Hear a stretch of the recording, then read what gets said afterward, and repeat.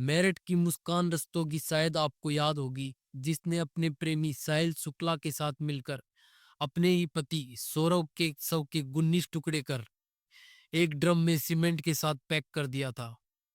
इस घटना को 5 महीने भी नहीं बीते कि मेरठ से 250 किलोमीटर दूर अलवर के खैरतल में फिर से एक ऐसी ही घटना सामने आती है। एक 8 साल का बच्चा अपने पिता को बेसुध हाल में बेड पर लेटा हुआ देख अपनी माँ के पास जाकर कहता है कि माँ देखो पिताजी कैसे बेड पे पड़े हुए हैं। तभी माँ कहती है कि बेटा अब तुम्हारे पिता जिंदा नहीं है क्योंकि मैंने उन्हें मार दिया है।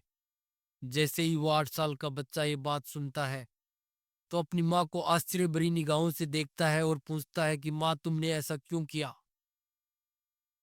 माँ बोलती है तुम्हें मालूम है बेटा, रात को तुम्हारे पिता एक सरिया लेकर मुझे मारने की कोशिश कर रहे थे। वो तुम्हें भी मारने के लिए कह रहे थे और तुम्हारे जो दोनों छोटे बहन भाई हैं उन्हें भी मारने की बात कह रहे थे। उनसे बचने की खातिर मैंने उन्हें मार दिया। इसके बाद वो 8 साल का बच्चा शांत हो जाता है। माँ उसे एक मोबाइल देकर कहती है कि ठीक है बेटा तुम बाहर जाकर मोबाइल देख लो। तभी वो बच्चा देखता है कि उसकी माँ और एक अंकल जो वहीं पर रहते थे वो दोनों मिलकर उसके पिता की डेड बॉडी को उठाते हैं और एक नीले ड्रम के अंदर डाल देते हैं। काफी मात्रा में नमक मंगवाकर उस ड्रम में डाला जाता है और एक बेडशीट का कपड़ा डालकर उस ड्रम को ढक दिया जाता है। दरअसल इस घटना की सच्चाई क्या है, आज के वीडियो के माध्यम से हम यही जानने की कोशिश करेंगे। नमस्कार दोस्तों, मैं हूं युग बगड़िया और आज जो आपके सामने सच्ची घटना लेकर आया हूं, दरअसल यह सच्ची घटना राजस्थान प्रदेश के अलवर जिले में एक जगह है खैरतल, जहां पर किशनगढ़ थाना लगता है। और इस किशनगढ़ थाना के अंदर ही आदर्श कॉलोनी है, जहां वार्ड नंबर 14 की ये घटना है, जहां पर एक घर की छत से नीले रंग का ड्रम मिलता है जिसने मेरठ के सौरभ और मुस्कान की याद दिला दी। दरअसल यह जो घर है वो एक राजेश नाम के व्यक्ति का है जो प्रॉपर्टी डीलिंग का काम करता है। उसके पास एक ईंटों का भट्टा भी है। राजेश इस घर में अपनी पत्नी मिथिलेश और अपने बेटे जितेंद्र के साथ में रहता है। दरअसल बात है 17 अगस्त की दोपहर। राजेश की पत्नी मिथिलेश किसी काम से छत के ऊपर जाती है तो उसे अजीब सी गंध महसूस होती है। तभी उसकी नजर एक नीले रंग के ड्रम पर पड़ती है। पास जाकर जब वो देखती है तो उसकी आंखें फटी की फटी रह जाती हैं। उसके बाद वो तुरंत नीचे आकर अपने पति को कॉल कर ये सारी बातें बताती है। पति पुलिस को सूचना देने के लिए कहता है तो महिला मिथिलेश 100 नंबर पर कॉल कर ये सारी वारदात बताती है। पुलिस से कहती है कि मेरे घर के छत पर एक नीले रंग का ड्रम है जिसके अंदर जिसके अंदर से काफी तेजी से बदबू आ रही है, आप जरा आकर देखिए कि यहाँ क्या मामला है। पुलिस को जैसे ही ये सूचना मिलती है पुलिस तुरंत मौके पर अपनी टीम के साथ पहुंच जाती है और पुलिस देखती है कि वाकई छत के ऊपर बहुत ज्यादा गंध फैली हुई थी।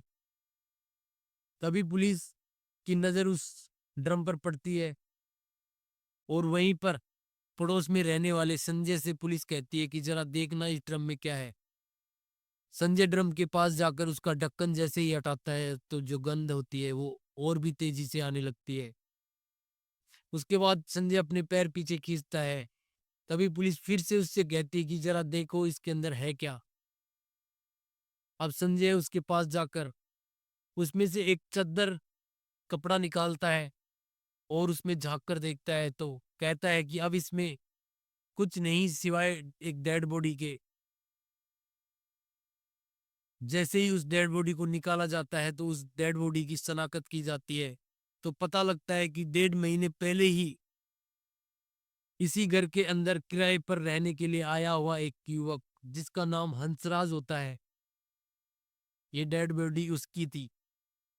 दरअसल हंसराज 1.5 महीने पहले ही अपनी पत्नी लक्ष्मी और 3 बच्चों के साथ इस घर में शिफ्ट हुआ था। जिसमें बड़ा बेटा 8 साल का और दो छोटे बच्चे होते हैं 6 और 4 साल के। दरअसल हंसराज उत्तर प्रदेश के शाहजहांपुर का रहने वाला था और यहीं पर ईंटों के भट्टे पे काम किया करता था। अब पुलिस जब पूछताछ करती है मकान मालिक व मालकिन से, तो वो चौंक जाते हैं। दरअसल 17 अगस्त की सुबह से ही जो लक्ष्मी होती है वो अपने तीनों बच्चों के साथ फरार थी। साथ में मकान मालिक व मालकिन का जो अपना खुद का बेटा जितेंद्र था वो भी गायब था। अब पुलिस को भी कुछ कहानी समझ तो आ रही थी कि जो पति हंसराज है उसकी डेड बॉडी ड्रम में पैक है, पत्नी तीन बच्चों के साथ फरार है, साथ में मकान मालिक मालकिन का बेटा भी गायब है। उसके बाद पता लगता है कि जो मकान मालिक का बेटा जितेंद्र है उसकी 2014 में 11 साल पहले उसकी पत्नी की मौत हो गई थी। उसके बाद से वो अपने माता पिता के साथ इस मकान में अकेला ही रह रहा था। और जो हंसराज होता है वो इन्हीं के भट्टे पे काम किया करता है। वहीं पर हंसराज और जितेंद्र की दोस्ती होती है। दरअसल जितेंद्र उस भट्टे पे सुपरवाइजर का काम किया करता है। दोस्ती होने के बाद जितेंद्र का हंसराज के घर आना जाना हो जाता है। वहीं पर जितेंद्र की हंसराज की पत्नी लक्ष्मी से मुलाकात होती है। अक्सर हंसराज और जितेंद्र उसी घर पर बैठकर दारू पिया करते थे। यह सिलसिला चल ही रहा था। इसी बीच जितेंद्र को पता लगता है कि जो हंसराज की पत्नी लक्ष्मी है वो सोशल मीडिया पे एक्टिव रहती है। उसे रील्स फोटो डालने का काफी शौक है। जब भी जितेंद्र के सामने लक्ष्मी की फोटो रील्स आती वो उन्हें लाइक करता, कमेंट करता। ये सिलसिला यूं ही चलता रहा। कुछ समय बाद उन दोनों को आपस में प्रेम हो जाता है। और जब प्यार हो जाता है तो जो जितेंद्र होता है वो जानबूझकर हंसराज को ज्यादा शराब पिलाने लग जाता है ताकि वो आसानी से उसकी बीवी के साथ मिल सके। कुछ समय तक इसी तरीके से ये सिलसिला चलता रहता है। अब जुलाई का महीना आ जाता है जिसमें काफी बारिश होने लगती है। इसी दौरान जो ईंट भट्टे का काम होता है दरअसल वो बंद हो जाता है। तो हंसराज अपनी बीवी से कहता है कि क्यों ना हम अपने बच्चों को लेकर अपने गांव लौट जाते हैं। जब यहाँ काम स्टार्ट होगा तो हम फिर से यहाँ आ जाएंगे। यही बात लक्ष्मी जितेंद्र को बताती है तो जितेंद्र कहता है कि मैं तुम्हें और काम कोई और काम दिलवा दूंगा। तुम गाँव क्यों जा रहे हो? तुम्हें क्या जरूरत है? क्योंकि जितेंद्र बिल्कुल नहीं चाहता था कि लक्ष्मी उससे दूर जाए। इसी के चलते वो कहीं और काम दिलाने के लिए लक्ष्मी को कहता है तो लक्ष्मी उससे बोलती है कि चलो ठीक है।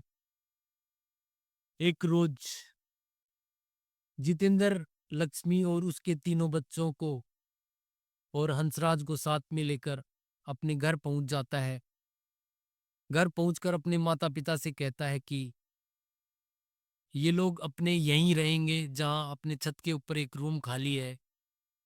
ये लोग उसमें रहेंगे और हमें किराया देंगे। ये यहीं काम करता है तो काम भी कर लेगा। माँ बाप भी सोचते हैं कि इतना बड़ा घर है, रूम भी खाली पड़ा है, हमें किराया मिल जाएगा। वो इसके लिए मान जाते हैं और कहते हैं कि ठीक है बेटा। उसके बाद हंसराज का परिवार अपने बच्चों और बीवी के साथ यहीं पर शिफ्ट हो जाते हैं। अब इन चारों लोगों को ढूंढने के लिए पुलिस की 4 टीमों का गठन किया जाता है। जिसके बाद पुलिस की एक टीम हंसराज के परिवार वालों से मिलती है जहां पर हंसराज का एक भाई होता है जिसका नाम गौतम होता है। उससे पूछताछ की जाती है तो पता लगता है कि दरअसल 12 साल पहले हाजरा का एक गांव लगता है विजयनगर। विजयनगर की ही रहने वाली ये जो लक्ष्मी होती है उसके साथ उसके भाई हंसराज की शादी होती है। और शादी के कुछ ही साल बाद धीरे धीरे उसके 3 बच्चे हो जाते हैं। स्टार्टिंग में जो उसका भाई हंसराज होता है वो यहीं पर काम किया करता है, लेकिन यहाँ काम ठीक ना मिलने के कारण वो दिल्ली चला जाता है अपने परिवार को लेकर। उसके बाद वो दिल्ली से सीधा राजस्थान के अलवर जिले में खैरतल पहुंच जाता है और यहाँ पर अलग अलग भट्टों पे काम किया करता है। और वो कहता है कि साहब 10 से 15 दिन पहले जब उससे बात हुई थी, तो वो रक्षाबंधन पे घर आने के लिए कह रहा था, लेकिन रक्षाबंधन पे वो घर नहीं आता है। इसके बाद पुलिस उन चारों को ढूँढने के लिए अपनी भरपूर कोशिश करती है, लेकिन पुलिस को कोई सफलता हाथ नहीं लगती। इसी बीच 18 अगस्त 2025 की सुबह 10 बजे के आसपास का वक्त था कि रामगढ़ एक जगह लगती है और उसी का एक थाना लगता है अलावड़ा। अलावड़ा में ही एक कमल नाम का एक ईंटों का भट्टा है, जहाँ पर एक मुनीम होता है जिसका नाम होता है समय सिंह। दरअसल समय सिंह वहीं नजदीकी पुलिस स्टेशन में कॉल करके कहता है कि साहब आज सुबह मैंने 10 बजे के आसपास जब मैं अखबार पढ़ रहा था, तो मैंने एक न्यूज़ पढ़ी कि जिसके अंदर एक पति का शव ड्रम में मिलता है और उसकी जो पत्नी और 3 बच्चे और साथ में कोई एक व्यक्ति उसके साथ में फरार है। और यही खबर मैंने मोबाइल में रील में देखी, वीडियो देखा, तब मैं आपको कॉल कर रहा हूँ। और वो बताता है कि साहब मेरे यहाँ भट्टे के ऊपर इसी तरीके से एक महिला 3 बच्चों के साथ में और उसके साथ में एक व्यक्ति था। वो चारों यहाँ काम मांगने के लिए आते हैं, और लेकिन जब मैंने उनसे आधार कार्ड मांगा पहचान के लिए, वो आधार कार्ड देने की बजाय यहाँ से भाग जाते हैं। जैसे ही पुलिस को ये सूचना मिलती है, पुलिस अपनी टीम को लेकर तुरंत वहां से निकलती है और पास में ही एक गांव लगता है मादरा। उस गांव से इन चारों को गिरफ्तार किया जाता है। और जब इनकी पहचान की जाती है तो पता लगता है कि ये वही चारों लोग होते हैं जिनमें महिला लक्ष्मी और उसके 3 बच्चे और जो मकान मालिक का बेटा जितेंद्र साथ में होता है। अब पुलिस इन्हें गिरफ्तार कर जब इनसे पूछताछ करती है, तो बात सामने आती है कि दरअसल 2014 के अंदर जितेंद्र की जो पत्नी होती है, उसकी घर में ही पोछा लगाते हुए करंट लगने के कारण मौत हो जाती है। उसके बाद जितेंद्र दूसरी शादी नहीं करता, बल्कि पड़ोस में ही एक महिला होती है उसके साथ लिव इन में रहने लगता है। उसके साथ वो 4 साल तक इस रिश्ते में रहता है। काफी बवाल होता है, लेकिन समय जैसे जैसे गुजरता है, जितेंद्र अपने ही भट्टे के ऊपर सुपरवाइजर और मुनीमाई का काम किया करता है। इसी दौरान वहां पर हंसराज जो है, एक रोज काम की तलाश में आता है, उसे काम मिल जाता है। जब हंसराज भट्टे पे काम किया करता है, तो हंसराज और जितेंद्र के बीच दोस्ती हो जाती है। दोस्ती के दौरान जितेंद्र अक्सर हंसराज के घर जाया करता है। वहां पर जितेंद्र की मुलाकात हंसराज की पत्नी लक्ष्मी से होती है। अक्सर ये दोनों साथ में बैठकर वहीं पे शराब पिया करते हैं। लेकिन जब हंसराज इस जगह पर काम की तलाश में आया था, उसमें किसी भी तरीके का कोई ऐब नहीं था। लेकिन जब उसकी जितेंद्र से दोस्ती होती है, उसके बाद वो शराब पीने लग जाता है। और इसी दौरान जो जितेंद्र है उसे मालूम मालूम पड़ता है कि जो हंसराज की पत्नी है उसे दरअसल रील्स बनाने का, सोशल मीडिया पे काफी एक्टिव रहती है, उसे फोटो डालने का शौक रहता है। और जब भी जितेंद्र के सामने उसकी रील्स फोटो आती, वो उन्हें लाइक करता, कमेंट करता। इसी के चलते जितेंद्र और लक्ष्मी के बीच प्यार हो जाता है। और जब प्यार हो जाता है, तो जितेंद्र जो हंसराज होता है उसे जानबूझकर अब ज्यादा शराब पिलाने लग जाता है, ताकि जितेंद्र की मुलाकात उसकी पत्नी के साथ आसानी से हो सके। इसके बाद जब जून जुलाई का महीना होता है, तो काफी बारिश होने लगती है। और अक्सर जब बारिश का टाइम होता है, तो जो ईंट के भट्टे होते हैं वहां पर काम बंद हो जाया करता है। जब काम बंद हो जाता है, तो हंसराज अपनी पत्नी से कहता है कि क्यों ना हम अपने बच्चों को लेकर अपने गांव लौट जाते हैं। तभी जो लक्ष्मी होती है ये सारी बातें जितेंद्र को बताती है, तो जितेंद्र हंसराज के सामने एक ऑफर रखता है कि क्यों ना तुम मेरे घर पर रहो, मैं तुम्हें एक नई जॉब दिलवा दूंगा। और वो उसे अपने घर पर ले जाकर एक छत के ऊपर एक रूम खाली होता है उसमें शिफ्ट कर देता है। उसके बाद वो लक्ष्मी और उसके परिवार का काफी ख्याल रखता है जितेंद्र। उसके बच्चों का स्कूल में एडमिशन करा देता है। घर पे किराया नहीं होता, तो जब उनके पास किराया नहीं था घर पे देने के लिए, तो खुद के पास से ही उन्हें किराया दे देता है। जब ये सब बातें कहीं ना कहीं हंसराज को पता लगती हैं, तो उसे थोड़ा डाउट होने लगता है कि कहीं ना कहीं जितेंद्र और उसकी पत्नी के बीच कुछ ना कुछ चल रहा है। इसी को लेकर अक्सर उनके बीच झगड़ा होता रहता घर के अंदर। एक दिन हंसराज और जितेंद्र दोनों साथ में बैठकर काफी शराब पीते हैं। दरअसल बात है जन्माष्टमी के त्योहार की। सभी लोग जन्माष्टमी की पूजा में लगे हुए हैं उधर। वो दोनों जमकर दोनों साथ में शराब पीते हैं। उसी दौरान जो हंसराज होता है उसके दिमाग में वो बात आ जाती है और वो एक लोहे की छड़ उठाता है, रोड उठाता है और अपनी बीवी से वही सवाल जवाब करने लग जाता है कि आखिरकार तुम तेरे और जो जितेंद्र के बीच में चल क्या रहा है, मुझे सब कुछ जानना है। मुझे सब कुछ बता वरना मैं तुझे मार दूंगा, तेरे बच्चों को भी मार दूंगा। इस तरीके की बातचीत चल रही थी। इसी दौरान लक्ष्मी और जितेंद्र मौका पाकर दोनों, लक्ष्मी जो है उसके पैर पकड़ती है और जो जितेंद्र है उसका तकिए के द्वारा उसका गला घोट कर उसकी दोनों मिलके हत्या कर देते हैं। उसकी हत्या होने के बाद जो लक्ष्मी है नीचे मकान मालकिन के पास जाती है और कहती है कि हमारे ऊपर थोड़ी पानी की प्रॉब्लम है। क्यों ना आप मुझे एक ड्रम दे दे ताकि हम उसमें पानी भर लिया करें। मकान मालकिन कहती है कि आप ले जाओ नीचे। उनके पास काफी जो ड्रम थे उनमें से एक ड्रम ले आती है लक्ष्मी। और उसके बाद जो सुबह का वक्त होता है जब वो 8 साल का बच्चा अपनी माँ से कहता है कि माँ देखो पिताजी किस तरीके से बेड पे पड़े हुए हैं, तभी माँ कहती है कि बेटा वो तेरे पिता को मैंने मार दिया है क्योंकि वो तुम्हें मारने की कोशिश कर रहा था, मुझे मारने की कोशिश कर रहा था।